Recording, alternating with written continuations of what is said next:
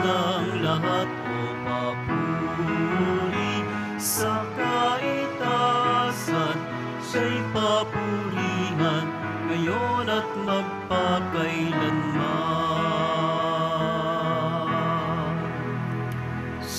Sa ngalan ng Ama at ng Anak at ng Espiritu Santo. Amen. Sumainyo ang Panginoon. At sumayo rin. Aminin natin ang ating mga kasalanan upang tayo ay maging marapat gumanap sa banal na pagdiriwang. Panginoong Jesus, binigyan mo kami ng bagong buhay. Panginoon, kaawaan mo kami. Panginoon, kaawaan mo kami. Panginoong Jesus, pinapatawad mo ang aming mga kasalanan. Kristo, kaawaan mo kami. Kristo, kaawaan mo kami. Panginoong Jesus, binabakagi mo sa amin ang iyong katawan at dugo sa Eucharistia. Panginoon, kaawaan mo kami. Panginoon, kaawaan mo kami. Kaawaan tayo ng Diyos amang makapangyarihan. Patawarin ang ating mga kasalanan at patnubayan tayo sa buhay na walang hanggan. Amen. Manalangin tayo. Ama naming makapangyarihan, ang dalaga at martir na si Santa Agata ay manikluhod nawa sa iyo para kami ay iyong patawarin. Dahil siya ay iyong kinalulugdan kailanman bilang matatag na martir at matapat hanggang kamatayan. Sa aming Panginoong Jesucristo, kasama ng Espiritu Santo, magpasawalang hanggan. Amen. Magsiupo na po ang lahat.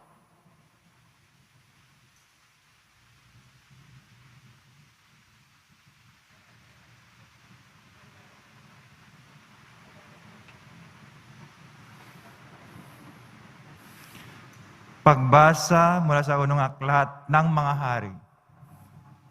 Noong mga araw na iyon, pumunta si Solomon sa Gabaon upang maghandog, sapagkat iyon ang pangunahing sambahan sa burol. Nag-alin na siya roon ng daan-daang libong handog na susunugin noong una. Kinagabihan, samantalang siya'y naroon pa sa Gabaon, napakita sa kanya ang Panginoon sa panaginip. Ano ang ibig mong ibigay ko sa iyo? Sabihin mo, wika sa kanya. Sumagot si Solomon, kinahabagan ninyo at puspusang minahal ang aking amang si David na naging tapat sa inyo. Matuwid at malinis ang puso.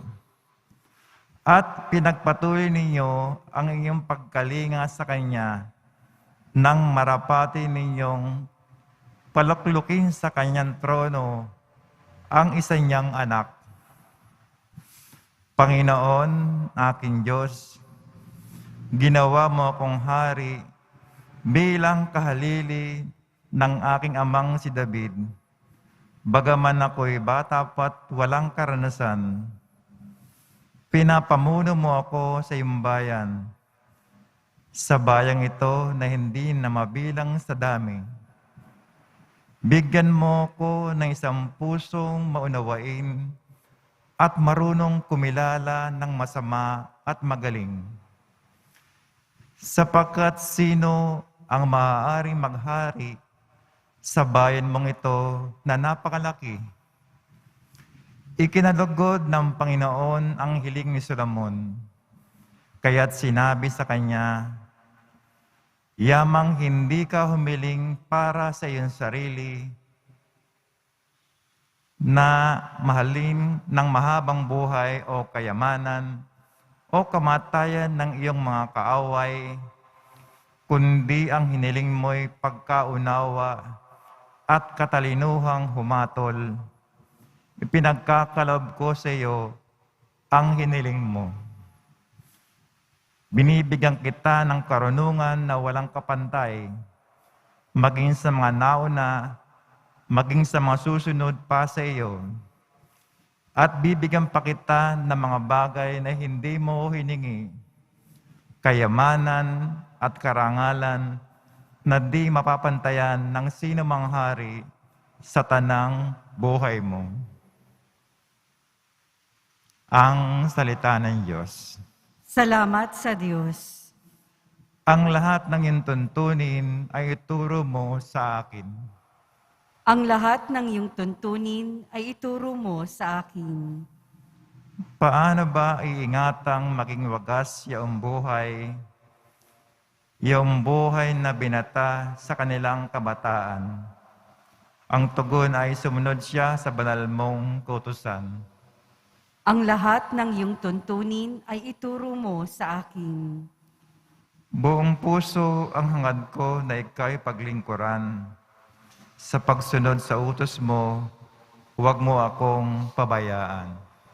Ang lahat ng iyong tuntunin ay ituro mo sa akin. Ang banal mong kautos ay sa puso ko iingatan upang hindi magkasala laban sa iyo kailanman.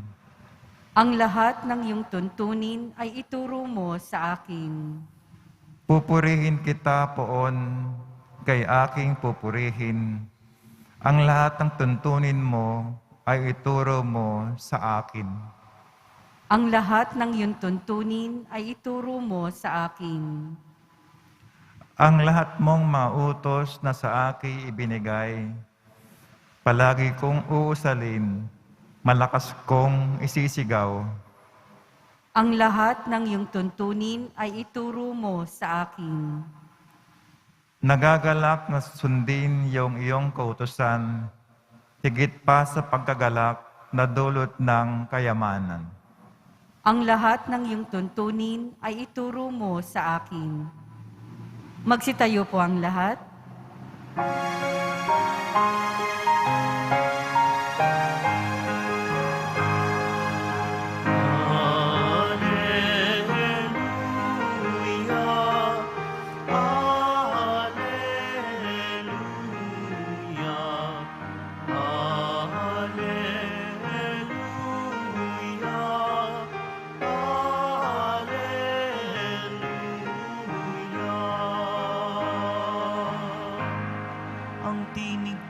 Pakikinggan ng kabilang sa aking kawan, ko'y kanilang susundan.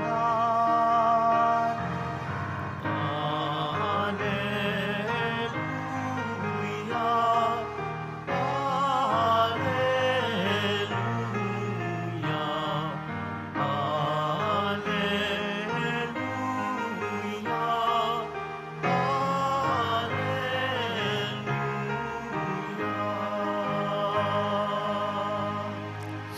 Sumainyo ang Panginoon.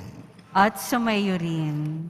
Ang mabuting balita ng Panginoon ayon kay San Marcos. Papuri sa iyo, Panginoon. Noong panahong iyon, bumalik kay Jesus ang mga apostol at iniulat ang lahat ng kanilang naisagawa at naituro. Napakaraming taong dumarating at umaalis, ano pat hindi na makukang kumain ni Jesus at ng kanyang mga alagad. Kaya't sinabi niya sa mga ito, magtungo tayo sa isang ilang na puok upang malayo sa karamihan at makapagpahinga kayo ng kaunti. Umalis silang lulan ng bangka at nagpunta nga sa isang ilang na dako. Ngunit maraming nakakita sa kanilang pag-alis at nakilala sila. Kaya't mula sa lakat ng bayan, ang mga tao'y patakbong tumungo sa dakong pupuntahan ni na Jesus at nauna pang dumating doon kaysa kanila. Paglunsad ni Jesus, nakita niya ang napakaraming tao. Nakabag siya sa kanila sapagkat para silang mga tupa na walang pastol. At sila ay tinuruan niya ng maraming bagay. Ang mabuting balita ng Panginoon. Pinupuri ka namin, Panginoong Heso Kristo. Magsiupo na po ang lahat. Nang makita ng ating Panginoong Jesus ang kanyang mga apostol at mga alagad, ay pagod na sa kanilang ginagawang pagpapalaganap ng Ebanghelyo at paglilingkod sa mga tao. Inutusan niya ang kanyang mga apostol at alagad na itigil muna nila ang kanilang ginagawang pagpapalaganap ng Ebanghelyo at paglilingkod sa mga tao at magpahinga muna ng husto. At para sila ay makapagpahinga ng husto at makakain, dinala sila ni Jesus sa isang ilang na lugar na walang katao-tao para makapagpahinga nga ng husto at makakain. Sa lugar na kanilang pinuntahan para makakain at makapagpahinga, dumating ang maraming tao para makapagpahinga pa rin ng husto ang kanyang mga apostol at mga alagad at makakain. Inutusan pa rin sila ng ating Panginoon na huwag munang humarap sa mga tao, magpahinga muna sila.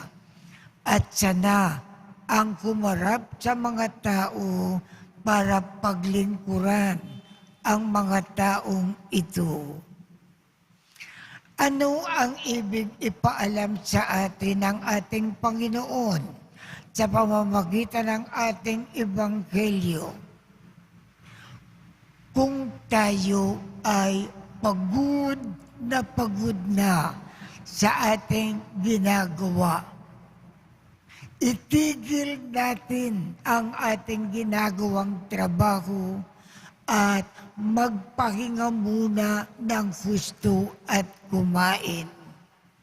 Sa madaling sabi, kung pagod tayo, inuutusan tayo ng Panginoon na magpahinga. Itigil muna ang ginagawa at magpahinga. Obligado tayong magpahinga kung tayo ay pagod na sa ating ginagawang trabaho. Ngayon, bakit inuutusan tayo na kung pagod tayo, dapat tayong magpahinga, gusto man natin o hindi? Sapagkat kung tayo ay trabaho ng trabaho na walang pahinga, ang ating ginagawa hindi gaganda at madaling uminit ang ating ulo. Para ang ating ginagawang trabaho ay maayos at maganda at hindi umiinit ang ating ulo, kung pagod tayo, dapat magpahinga. Bakit may mga taong madaling magalit? Kulang sa pahinga. Trabaho ng trabaho na hindi nagpapahinga. Bakit maraming tao ngayon ang nagkakasakit? Sapagkat ang pinakadahilan, kulang sa pahinga. Laging trabaho ng trabaho na hindi nagpapahinga. Bakit kung tayo ay may sakit at nagpapagamot sa doktor, binibigyan tayo ng gamot para itong gamot papatulugin tayo? Bakit binibigyan tayo ng gamot para makatulog? Sapagkat ang gamot ng sakit ay pahinga. Kung tayo ay nagpapagamot, pero hindi tayo nagpapahinga, ang mga gamot hindi tatalab sa atin. Ang gamot ay mabisa sa ating katawan kung tayo ay nagpapahinga. Bakit tayo nakuhospital kung tayo ay nagkakasakit? Ang pinakadahilan po, sapagkat kung tayo ay confined sa hospital, nagpapahinga tayo. Ang pahinga talaga ang gamot ng lahat ng sakit. Kung tayo ay pagod na hindi nagpapahinga, ang ating immune system hihina. Lahat ng sakit sa ating kapaligiran tatalab sa atin. Madali tayong magkasakit. Ang dahilan kung bakit tayo ay may TB, may cancer, sakit sa bato, sakit sa puso. Ang pinakadahilan kasi, hindi tayo nagpapahinga. Trabaho ng trabaho nang walang tigil. Kaya ang payo ng ating Panginoong Hesus sa ating ebanghelyo ngayong umaga, kung pagod na tayo sa ating trabaho, obligado tayong magpahinga. Ang taong hindi nagpapahinga kung pagod, nagkakasala ng mortal sin. Pinapatay niya ang kanyang sarili. Kaya ang paalaala ng Panginoon, kung pagod tayo, obligado tayo sa mata ng Diyos, magpahinga muna.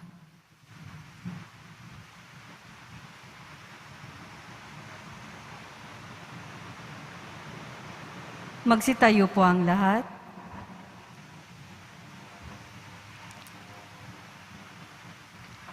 Mulat sa pangangailangang lumaya sa mga hamon ng buhay upang mapatatag at mapanumbalik ang ating diwa at kalooban. Manalangin tayo sa Panginoon at ang ating tugon, pastulan mo ang iyong bayan o Panginoon. Pastolan mo ang iyong bayan, O Panginoon. Ang mga namumuno sa simbahan, naway panatilihin nilang buhay ang kanilang pagtatalaga sa pagpapahayag ng Ebanghelyo Manalangin tayo. Pastulan mo ang iyong bayan, O Panginoon. Ang mga nabibigatan sa mga pasanin sa buhay, naway lumikas at mamahinga upang makatagpo ng kapayapaan sa piling ni Kristo. Manalangin tayo. Pastulan mo ang iyong bayan, O Panginoon. Ang mga tumalikod sa kanilang pananampalataya, naway muling maakay pabalik sa pamilya ng Diyos. Manalangin tayo. Pastulan mo ang iyong bayan, O Panginoon.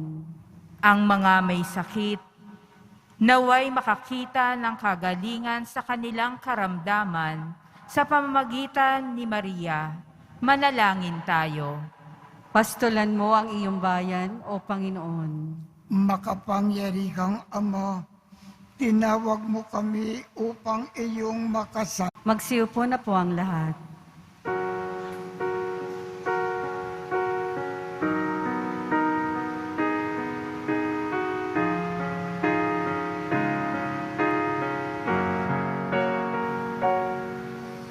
O Diyos, awang di mabilang,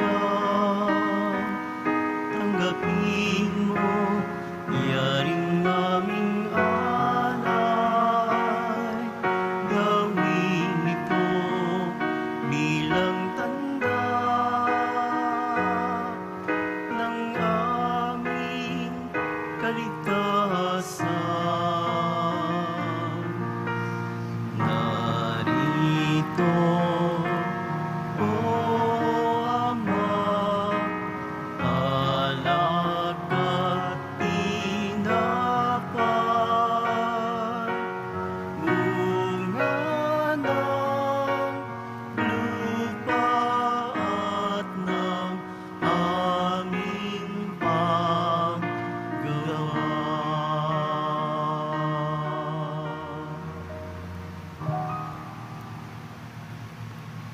Magsitayo po ang lahat.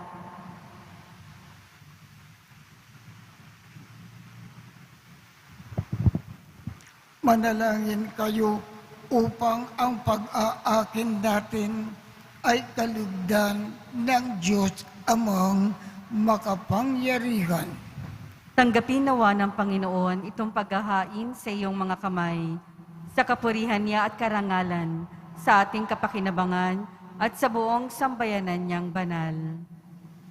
Ama naming lumikha, pakabanalin mo at batbasan ang mga alay na nakahanda upang paalabin nito ang aming diwa sa ningas ng pag-ibig mo na nagdulot ng tagumpay sa pagpapakasakit ni Santa Agata sa pamamagitan ni Jesu Kristo kasama ng Espiritu Santo magpasawalang hanggan. Amen. Sumainyo ang Panginoon. At sumayo rin. Itaas sa Diyos ang inyong puso at diwa. Itinaas na namin sa Panginoon. Pasalamatan natin ang Panginoong ating Diyos. Marapat na siya ay pasalamatan. Ama naming makapangyarihan, tunay ngang marapat na ikaw ay aming pasalamatan ngayon na aming kagalakan na si Santa Agata ay parangalan. Siya ay kapanalig namin na may paninindigan na ikaw ay ipakayag kahit siya ay mamatay, sapagkat minarapat mo na kanyang matularan ang iyong anak na nag-akin ng sariling buhay. Tulad ng naganap sa iyong anak, ang dugo ng mga martir ay dumanak, hindi dahil sa katatagang likas, kundi dahil sa iyong bigay na lakas. Kaya kaisa ng mga anghel na nagsisiawit ng papuri sa iyo nang walang humpay sa kalangitan. Kami ay nagbubunyi sa iyong kadakilaan. Santo, Santo, Santo, Panginoong Diyos ng mga hukbo, napupuno ang langit at lupa ng kadakilaan mo, o sana sa kaitaasan. Pinagpala ang naparirito sa ngalan ng Panginoon, o sana sa kaitaasan. Magsiluhod po ang lahat. Ama naming banal, ikaw ang bukal ng tanang kabanalan. Kaya't sa pamamagitan ng iyong Espiritu, gawin mong banal ang mga kaloob na ito upang para sa amin ay maging katawan at dugo ng ating aming Panginoong Keso Kristo. Bago niya pinagtiis ang kusang loob na maging handog, hinawakan niya ang tinapay, pinasalamatan kanya, pinaghati-hati niya iyon, iniabot sa kanyang mga alagad at sinabi, "Tanggapin ninyong lahat ito at kanin. Ito ang aking katawan na ikahandog para sa inyo."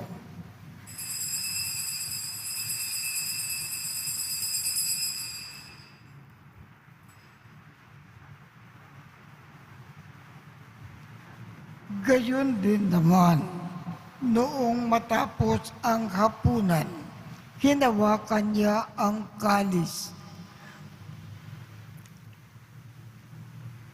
Pinasalamatan kanya, iniabot sa kanyang mga alagad at sinabi, "Tanggapin ninyong lahat ito at inumin. Ito ang kalis ng aking dugo, ng bago at walang hanggang tipan. Ang aking dugo na ibubukos para sa inyo at para sa lahat, sa ikapagpapatawad ng mga kasalanan. Gawin ninyo ito sa pag-alaala sa akin."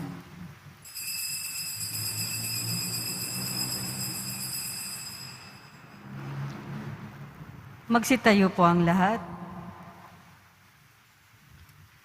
Ipagbunyi natin ang misteryo ng pananampalataya.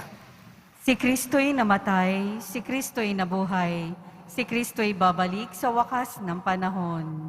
Ama, ginagawa namin ngayon ang pag-alala sa pagkamatay at muling pagkabuhay ng iyong anak. Kaya't iniaalay namin sa iyo ang tinapay na nagbibigay buhay at ang kalis na nagkakaloob ng kaligtasan. Kami ay nagpapasalamat dahil kami ay iyong minarapat na tumayo sa harap mo para maglingkod sa iyo. Isinasamo namin kaming magsasalo-salo sa katawan at dugo ni Kristo ay mabuklod sa pagkakaisa sa pamamagitan ng Espiritu Santo. Ama, lingapin mo ang iyong simbakang laganap sa buong daigdig. Puspusin mo kami sa pag-ibig. Kaisa ni Francisco, aming Papa, Jose, aming Obispo, at ng Tanang Kaparian. Alalakanin mo rin ang mga kapatid naming nakimlay nang may pag-asa na sila ay muling mabubuhay. Gayon din ang lahat ng mga pumanaw. Kaawaan mo sila at patuloyin sa iyong kaliwanagan. kaawaan mo at pagindapatin kaming lahat na makasalo sa iyong buhay na walang wakas. Kaisa ng mahal na Birhen Maria na ina ng Diyos, ng kabiyak ng puso niyang si San Jose, kaisa ng mga apostol at ng lahat ng mga banal na namukay dito sa daigdig ng kalugod-lugod sa iyo. Maipagdiwang nawa namin ang pagpupuri sa ikararangal mo sa pamamagitan ng iyong anak na aming Panginoong Keso Kristo. Sa pamamagitan ni Kristo, kasama niya at sa Kanya, ang lahat ng parangal at papuri ay sa iyo, Diyos amang makapangyarihan, kasama ng Espiritu Santo, magpasawalang hanggan. Amen. Sa tagubilin ng mga nakagagaling na utos at turo ni Jesus na Panginoon natin at Diyos, ipakayag natin ng lakas loob.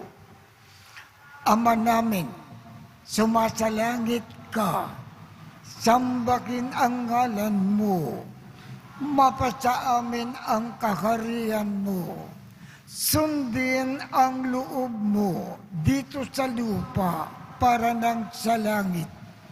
Bigyan mo kami ngayon ng aming kakanin sa araw-araw at patawarin mo kami sa aming mga sala para ng pagpapatawad namin sa mga nagkakasala sa amin.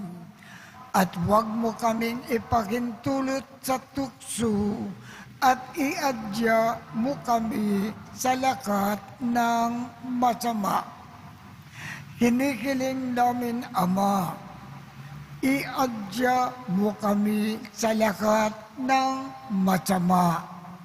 Pagkalooban kami ng kapayapaan sa araw-araw.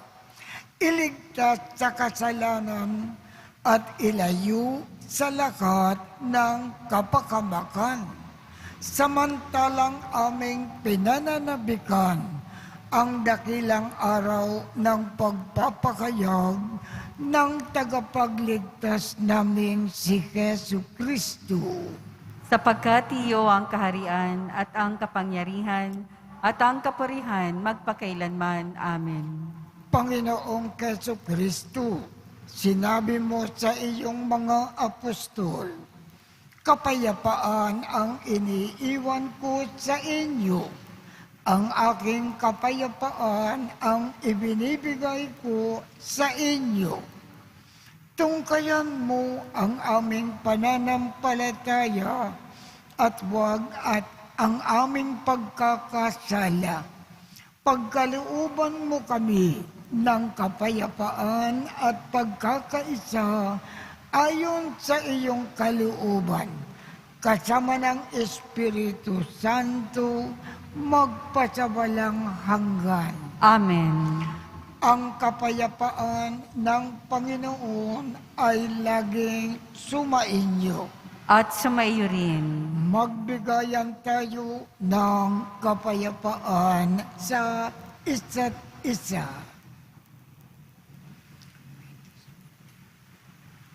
Kordero ng Diyos na nag-aalis ng mga kasalanan ng sanlibutan, maawa ka sa amin. Kordero ng Diyos na nag-aalis ng mga kasalanan ng sanlibutan, maawa ka sa amin. Kordero ng Diyos na nag-aalis ng mga kasalanan ng sanlibutan, ipagkaloob mo sa amin ang kapayapaan. Magsiluhod po ang lahat. Ito ang kordero ng Diyos. Ito ang nag-aalis ng mga kasalanan ng sanlibutan. Mapalad ang mga inaanyayakan sa kanyang piging. Panginoon, hindi ako karapat-dapat na magpatuloy sa iyo, ngunit sa isang salita mo lamang ay gagaling na ako.